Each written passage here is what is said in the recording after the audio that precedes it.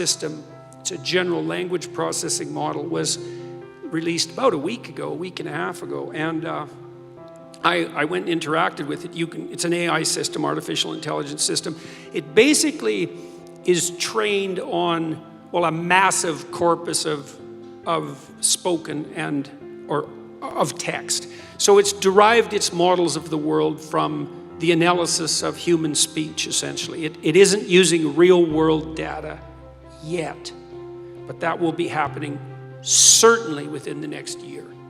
So, and Chat GPT analyzes a very large corpus of text, and that corpus is growing all the time. Now, it's already sophisticated enough. I went on to it last week and I said, okay, some of you know I've written these books, 12 Rules for Life, and then Beyond Order, 12 more rules, because, you know, you can't have enough rules. And I asked it, this is what I asked it to do. I said, write me an essay that's a 13th rule for Beyond Order, written in a style that combines the King James Bible with the Tao Te Ching. That's pretty difficult to pull off, you know. Any one of those things is hard.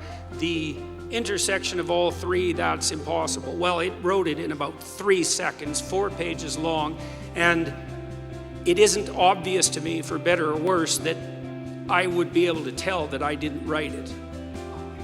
Right, and okay, and that's pretty impressive, although, you know, maybe not its relationship to what I've written, but the fact that it could do that grammatically perfectly, right? And quite impressive philosophically. I also had it write an essay on the intersection between the Taoist version of ethical morality and the ethics that are outlined in the Sermon on the Mount, which it just nailed, got that dead right, brilliant.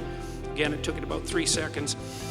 There was a computer engineer who purported to work for Tesla. He asked Chat GPT, said, look, I work for Elon Musk, but I haven't been doing much for the last week, so I need you to write me 10 bullet points about what I probably would have done as a engineer at Twitter. What 10 things did I do last week that were productive and valuable? And, oh, if you don't mind, write me the accompanying computer code that goes with each project. And it did that too, 3 seconds, and the computer code works. Right, and so, okay, so that's already there. So then a university professor did this. He thought, oh, that's interesting. Any student will be able to write any essay on any topic with Chat GPT. And someone gave it an SAT, by the way, and it scored about as well as the average student in a well-functioning public university. So that's how smart it is. So that's basically an IQ test. He said, write me an essay, gave it a topic, wrote the essay. He said, now grade it. Said if we can automate the students, we should be able to automate the professors too. And so it provided a complete, comprehensive analysis of its own essay with grade.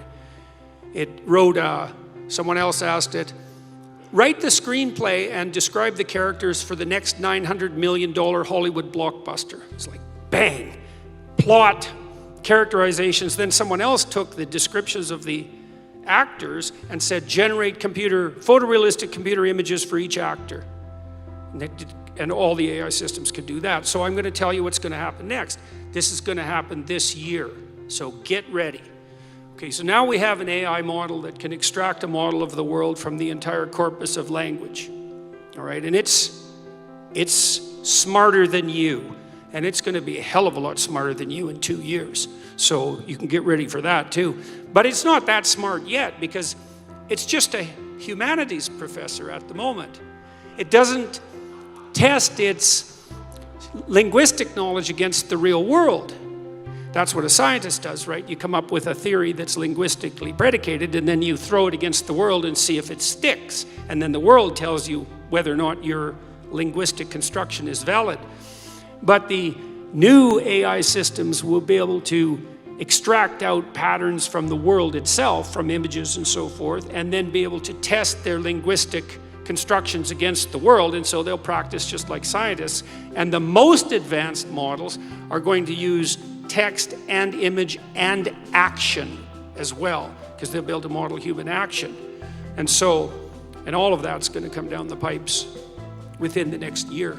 So hang on to your hats, ladies and gentlemen, because what did my friend Jonathan Pajot say? Giants are going to walk the earth once more. And we're going to live through that, maybe. So, anyways. In terms of our rights, though, that is not a bad development. Well, we'll see. I mean, Elon Musk, one of the things he's working on, he thinks that the world will be controlled by whoever produces the most functional AI system the fastest, because there'll be a first mover advantage. And one of the things Musk has been working on for a long time are distributed AI systems, so that you'll have your own artificial intelligence to protect you against, well, let's say against Google's artificial intelligence, for starters. Yeah, or the CCP's artificial intelligence, because you can bet your hat they're working on that about as fast as they possibly can.